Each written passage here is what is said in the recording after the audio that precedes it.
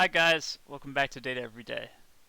Today we're looking at a data set of Amazon food reviews, and we're going to try to predict the rating, it's in the score column, rating between 1 and 5, based on just the text of the review. And so this will be a natural language processing task. We're just going to take this string and use it to predict a single value between 1 and 5. Actually, we may actually just make this into a binary variable. You see that most of the values are lying in 5. So what we could do is group all the other ratings into another class and then just say, is it a 5-star rating or not? Alright, so let's hop into the notebook. I have all of our imports that we'll use today. NumPy and pandas for processing, just dealing with the data. Matplotlib and Seaborn for data visualization, regular expressions, the stop words, which is just a list of stop words in English, or actually I think you get it from many languages, from Natural Language Toolkit, and then tokenizer and pad sequences from Keras preprocessing. This is for dealing with the text data and turning it into a format that's readable by the model. And then we'll have the train test split function from sklearn, and class weight, which will allow us to account for the imbalance of the classes, like this. And then we'll use TensorFlow to create and train the model, and we will now analyze the results using sklearn's confusion matrix. Alright, let's get started. Let's load in the data using pandas.readcsv. And we'll get the, it's reviews.csv here. So I'm going to paste that in and take a look. And it's taking a moment, and that usually means, okay, yeah.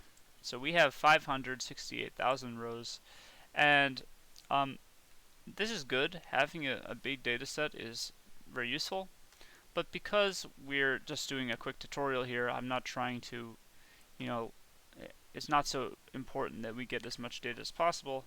I'm going to limit the amount of data we're using to 50,000 examples, just so that it speeds up a lot of the training time, and even just pre-processing the data will be sped up. So now we only have 50,000 rows, but it's still same format. And we are only going to be using 2 columns from this whole data set. The score column for our labels, and the text column for our inputs. So let's go ahead, we'll call it reviews. It's going to be just the text column. We'll make a deep copy of it and store it in reviews. And then ratings will be everything from the score column. Alright, first thing to do is let's create the labels. So let's take a look at the value counts of the labels. And you can see that, like we saw before, most of the values are 5-star. We can divide this by the length of ratings to get the class distribution. So 62% of our ratings are in the 5-star, and the remaining 38% are in 1 through 4. We just print out class distribution. Alright. So now let us do something where we're going to bin them together. So we're going to sort them into bins. Ratings is now going to be the old ratings with a lambda function applied. That is going to take in some x, which would be a given score, and if x equals 5, we'll make x a 1, and otherwise it'll be a 0. So this is taking a 5 class, or a column with 5 unique values, and converting it to a column with 2 unique values. We run that. If we look at the unique values in ratings now, it's just 1 and 0. Alright, so let's start pre-processing the text data. and take a look at reviews to start. So here are all of our reviews, and currently they're in sort of a bit messy. We don't know what kind of numbers, digit characters, a strange like punctuation is in here. Luckily, Keris's tokenizer will do a lot of the cleaning work for us, but we're still going to have to remove digits from the reviews. And in addition, we're going to remove stop words.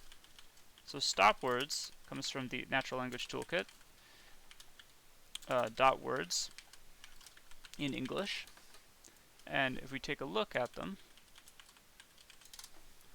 you can see a list of all the stop words in English. These are words that won't contribute much to our information. So we're going to remove these, and also remove any digits.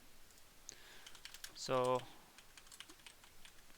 we'll make this function process text. It takes in a string we'll call text, and let's say let's remove digits and stop words. So to remove digits, we're going to use regular expressions. So re.sub will search the string text for anything that matches a certain regular expression, and a regular expression that will capture digit characters is just \d plus, which is saying any digit character 1 to unlimited times in a row, and that will be replaced with a space. So anytime it finds a digit, we'll substitute it with a space. Now text equals text dot split. So by default this will split on white space, which is good. And the reason I'm doing that is because we want to remove stop words. So we're going to rejoin because this will split the string into a list of words. And then we're going to join on a space character each word. So word for word in text, but only if word is not in stop words. So we're rejoining with all the words that are not stop words. And you'll notice that the stop words are actually lowercase, so why don't we go ahead and we'll check the lowercase version of it. And even better, why don't we strip it as well? This will remove leading or trailing white space on the string. Okay. Then when we're done, we'll just return text. So all we have to do is now say reviews equals reviews.apply process text. This will apply the function element-wise to each review. Alright, then we'll take a look at, well, we don't really have to take another look at it, but it's just going to be simplified a little. It'll look more or less the same. Let's create a tokenizer. So this is a tokenizer object from TensorFlow, from Keris. And this will, if we call tokenizer.fitOnText, and we pass in reviews, this will look at all the different reviews and all the different words in it. By default, it will split on spaces, so we'll just look at the words, and it will count up all the unique words in the dataset. And it will create a word index. So let's take a look at the word index actually. So I'll fit it, and we'll take a look at tokenizer.wordIndex. And you can see it has mapped each word to a unique integer, but it has sorted it from most frequent to least frequent. So if we get the length of this, this is the total number of words, of unique words. And so we have 41,000 unique words. And we actually also have to account for the 0 character. 0 is not assigned to any word, but it's used to pad the sequences for empty space. So we have to add this +1 to account for the 0 character, And the reason I'm even accessing this is because I want to create a vocab length, which is the length of the whole vocabulary. And so that's the length of the word index plus 1 for the 0. We'll just put that in here. And the reason I want to do that is we're going to use it later when we're embedding the words. Alright, so now let's get sequences. And sequences is just going to be tokenizer.texts to sequences. So it's going to use the fit from before to transform the reviews, rather, into these new sequences that will just be, it will be using the mapping from the word index that you saw. So each word will become a new unique integer. Then let's get the length of the longest sequence. We'll call it max sequence length. And to do that, we're just going to get the maximum using numpy.max of sequences. But we don't want the maximum sequence, we want the maximum length of a sequence. So we're going to map a lambda function that takes an x and returns the length of x to sequences. And if we're going to use map, we have to then turn it into a list. And you can see what this will do now is take the maximum length of a given sequence. So now we'll just do one last thing, which is we want to pad the sequences. This function comes from Keras as well. That takes in some sequences to pad and a max length, which will be given by the max sequence length we just got. So what this will do is it will add zeros normally to the beginning of the sequence, but if we do padding equals post, it'll add it to the end. And it'll, so let's say what's max length? Let's actually look at this. So I'll just run this. This is all we need. I'm not going to refit it, it's already fit. And so it's applying a transformation. Let's take a look at the maximum sequence length. It's 1000. So that means each sequence, no matter how long it originally was, each review is, well, now they look like numbers, but each one's going to be 1033 characters long. Not characters, elements long. And that's because of the padding. So if we have some shorter reviews, they're going to be padded with zeros so that each one is the same length of 1033. Okay, so let's look at sequences. So this is like what I said. We have these words have been encoded to their corresponding integer values, and then they get padded with zeros at the end. So this is a rectangle. I mean, it's like a proper matrix. They're not of uneven lengths. So we can just feed this into the model. Alright, so let's just split it. Split the data using the train test split function. So we have sequences and ratings, right? Ratings is our labels. You know, why don't I do this? Instead of calling this ratings, I'll just call it labels. Be nicer. So labels will be the transformation we applied to ratings to get the 1 or the 0 rather than a 0 through 5. Okay, and now down here we have sequences and labels, and we're gonna we want to split these using the train test split function into 4 new categories, which will be train sequences, test sequences, train labels, test labels. And let's specify a train size, 70%. And let's specify a random state so that we can reproduce the results.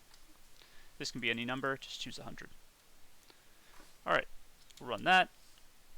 And let's begin modeling. So we're going to create, okay, first let's take a look at how many features we have. We already know this, it's 1033 because that's the maximum length of a given sequence. But we're going to start building our model, and we want to specify an embedding dimension. So embedding is a very interesting process of taking each one of these words. If you think about a one-hot encoding, if we could one-hot encode each one of these words, But as you saw, there were 41,000 unique words. And so that means each word vector would take 41,000 characters to express it as a one-hot vector.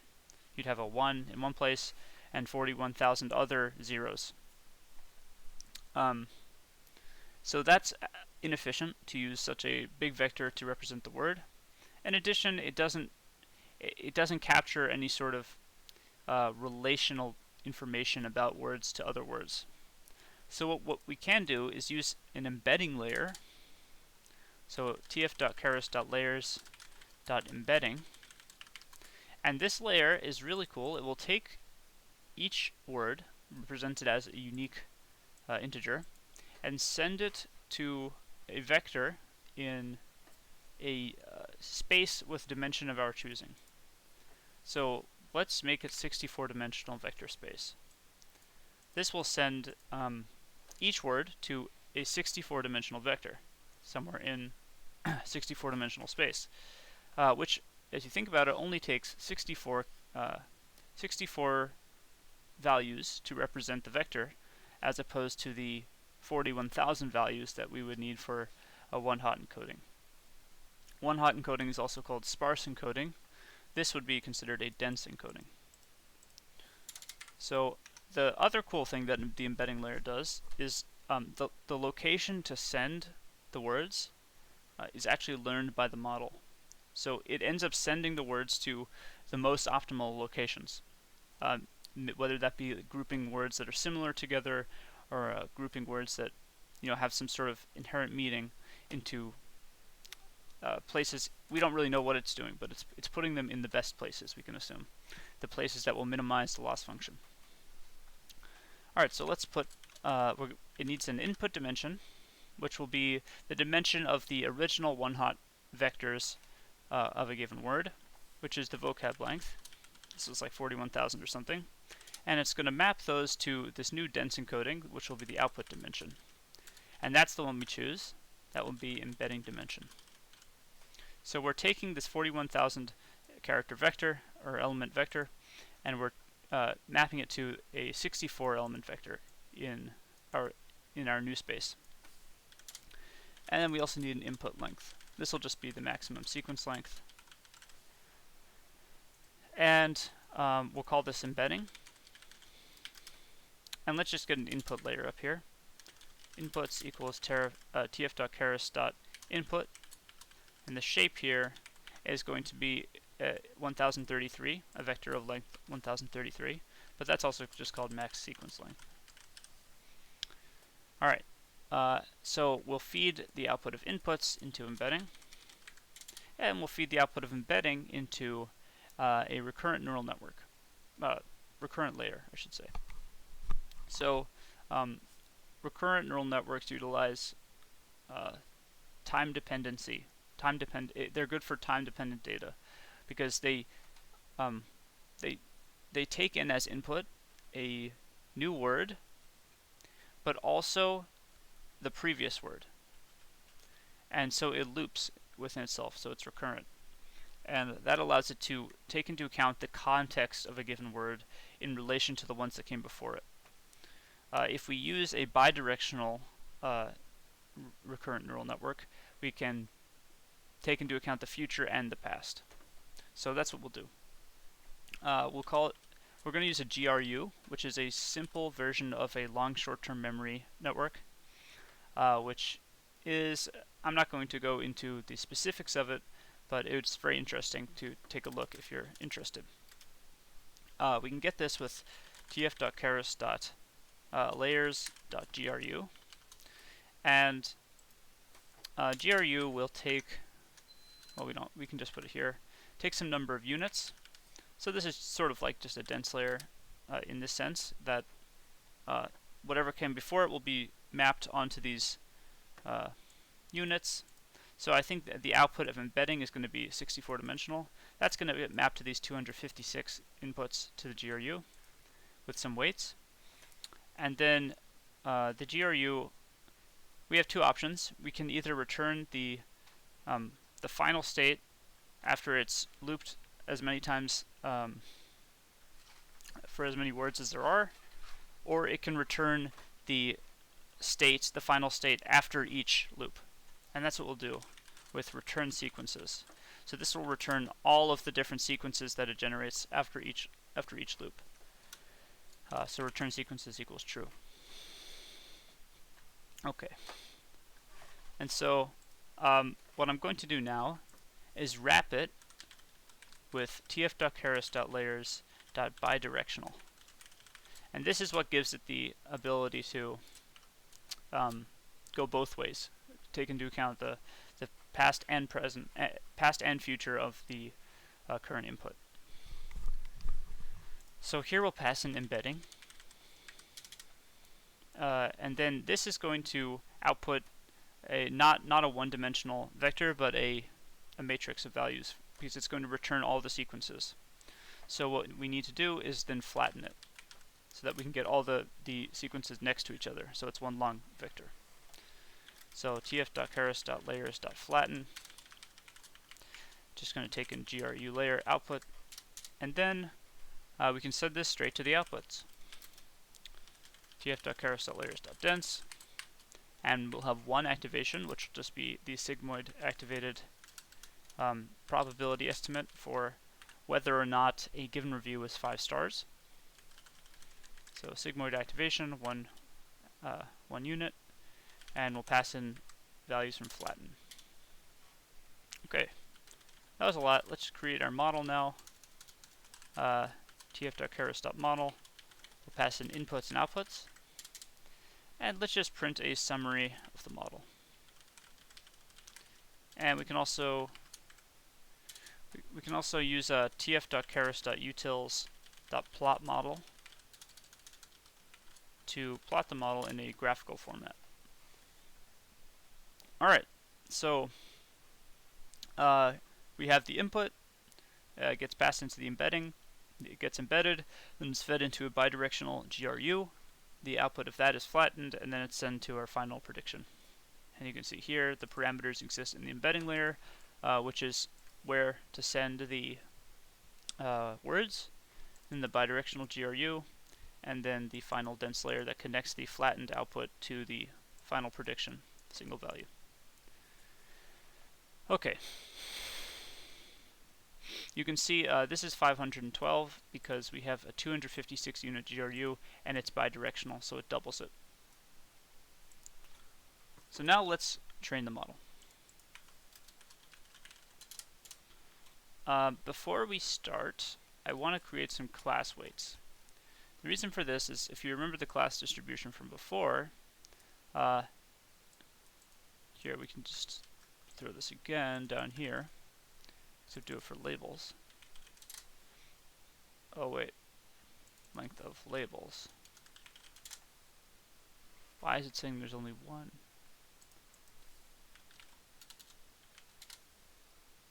Is this all 0? Oh, that was close. We almost trained with only 0. If x equals 5. Oh, we applied it twice, right? Yeah, because I applied this to ratings and then tried to do it again, but nothing was 5 at that point. So let's just run it again. And yeah, you can see the class distribution is 62% to 37%, 38%. And because of that, we want to balance it out with some class weights. So right here, I'm going to use sklearn's class weight to generate some class weights. So it's class weight dot compute class weight, and we want to pass in a dictionary of enumerated values from, sorry, I made a mistake here. Let me redo this. Just copy that. Alright, class weight will be a dictionary of enumerated values from class weight.compute class weight. And it's going to take 3 arguments. the mode called class weight, which will just be balanced. This is just going to balance the classes so that the less represented class will have a higher weight. And what I mean by weight is in the loss function, underrepresented classes will be penalized more, or is it overrepresented?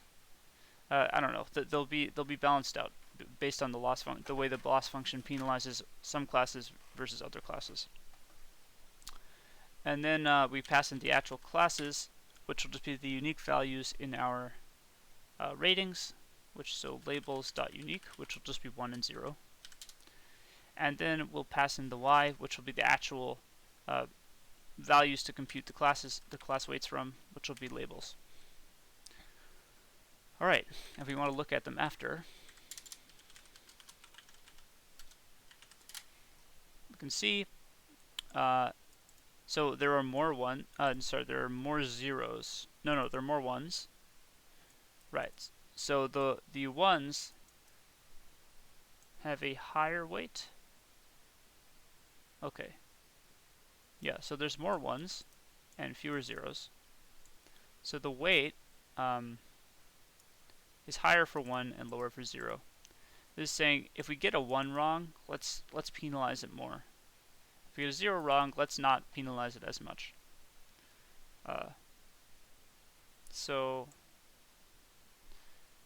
Okay. We're going to pass class weight into our model definition. Not definition, in the fit function. Alright, so model.compile. So we need an optimizer. For this we'll use Atom, the classic. And our loss function will use binary cross entropy and metrics. Why don't we use accuracy and area under the rock curve. tf.keras.metrics.auc, name equals AUC. Alright, then we'll train the model and store it in history, store the results in history. And we're going to train it on train sequences. Remember, we generated this from the train test split. And train labels. Now let's give it a validation split, 20%. Then we'll pass in the class weight that we created. And specify a batch size, number of epochs. I'm going to train for 10 epochs, although I doubt it will go that long because I'm also going to use a callback function, early stopping. tf.keras.callbacks.early stopping, which will monitor a certain value. In this case, I'd like to monitor, I could do the validation loss, but I'm actually going to do the validation accuracy because I found that with this model, the loss started going back up while the accuracy was still going up. If that makes sense. That can be because the model simultaneously starts classifying more correctly and doing worse on the ones it's already getting wrong. So you can have the loss increasing at the same time as the accuracy increasing. But if that's the case, the accuracy being high is more important. We could also do this on AUC. I'm just going to do it on accuracy. And let's give it a patience of 2. So that means if we are not improving the accuracy after 2 epochs, we're going to stop the training. And we're going to restore the weights, restore best weights. We're going to store the weights from the best epoch. Alright, and usually, in my experience with GRUs and LSTMs, if the model starts overfitting, it doesn't come back down. It's very sort of stable. It follows this very steady path in terms of the performance, the accuracy and the loss over time. So that's why I have such a low patience here. Alright, let's run. So I realize I should probably have GPU acceleration on. That tends to speed up these types of models substantially. So yeah, let's see, how fast is it going? Yeah, it's going really slow. All right, let's cancel. Turn on GPU acceleration. I just have to close out my other one. Whoops. Okay. Okay, turn on GPU. There we go. All right, and run it again. Okay, this is just going to take a while. While it trains, I'll just pause the video, and I'll get back to you when it finishes. All right, so I finished training, and it stopped after 3 epochs, and I believe it has restored from the first epoch, right? Because you can see this said the highest validation accuracy decreased after 3 runs. It decreased for 2 runs consecutively, and therefore stopped and restored the weights from the first epoch training. So now what I can do is just evaluate the results. So model.evaluate will do the job. This will evaluate it on the test sequences now and the test labels. And that'll just take a second. In the meantime, I'm going to construct true y_true, which will just be the true values from our test labels. So test labels as a numpy array. I'm just going to make sure that the data type is numpy.int. And ypred will be the predicted values. So this one is a little interesting. So we ended up with an accuracy of 79% and an AUC of 0.86, which is pretty good. Let's get a confusion matrix though. That's why I'm doing this over here. So notice that if I do model.predict, this may take just a moment. You saw it was taking a little slow to... What's wrong? Oh no, not labels, sequences. This will return a bunch of probability values, right? Because what our dense layer outputs, this one output, is actually a probability value for like how likely it is that that a given review is a 5-star review. And if one of these is over 50%, we're going to assume it's a 5-star review, and if it's under 50%, we'll assume it's not a 5-star review. So if we have model.predict is greater than or equal to 0.5, this will be an array of true and false values, whether or not a given value of this will be greater than 0.5, greater than or equal. So this would be true, this would be true, this would be true, this would be false, this would be true, this would be true. And if we create an array of these values of true and false, and then change it to have data type numpy.int, it will become 111011 instead. And that will match up to the style that we have for ytrue. The last thing we have to do is actually squeeze it, because it has an extra dimension, the model.predict. You can see it has these extra brackets here. We want to get rid of those, so we use numpy.squeeze to remove the extra dimension. Not supported between... Oh, sorry, I didn't actually pass anything into predict. Test sequences. Okay. So now we'll create the confusion matrix. And I imported this confusion matrix from sklearn. Takes in some true values and some predicted values.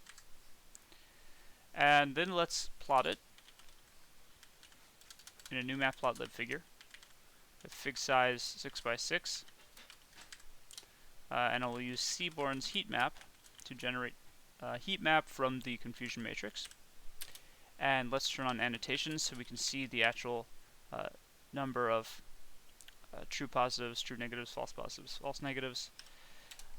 Then we'll set a vmin. It'll just make the lowest color, the lightest color will be 0. Format to G. This is just to make sure that they're as integers. CMap this will just be some nice, to add some nice color to it. Make it blues, and turn off the color bar. All right, now I'm just going to label it. The label on the X will be predicted values, predicted, and we'll also have some xticks. So this will be each class. We have to specify the spacing, which will be a numpy a range from 0 to 2, 0 to 1 really, if we have two values. And we actually want to shift that by 0.5 so that the ticks land right in the middle of the boxes. And then we'll give them labels, low rating for a star this is non 5-star ratings, and high rating for 5-star ratings. Alright, so similar thing for the y's. Only difference is that y-axis will be the actual values, and this has to be x label and y label and y ticks. Then we'll just give it a title, which is confusion matrix, and show it. Alright, and you can see it looks like our model does a better job of predicting high ratings, although it also has more false high rating predictions than it does have false low rating predictions. So this just barely beats this, right? So the true negatives here will define high rating as positive. This says we predicted a low rating and it was actually a low rating, and that's actually only slightly higher than saying predicting it was a high rating and it was actually a low rating. So in terms of the low rating class, we did not do so well, but the high rating class we did well. And you know, this may just be because there were more high ratings than low ratings. It's easier to say high rating all the time and get a good result. However, we also noticed that we have very few, this would be, well, we predicted a low rating and it was actually a high rating. So you can see, I'm trying to think about this. Within the high rating class, we got, we really did well, right? Within the high rating class, our predictions were very, very accurate. Which this would I believe this would be a high recall. So out of all the actual high ratings, we got most of them correct. Precision would be looking at out of all the ones we predicted as high rating, how many were actually high rating, and that is not as good. But what you can do, I'm not here to try to make this model perfect. This is just an interesting task I decided to do, and that will sum up today's video. So thank you so much for watching. I hope you enjoyed it. If you did, make sure to subscribe and hit the bell for more content, and leave any comments you have in the section below. I'll see you guys tomorrow. Have a fantastic day.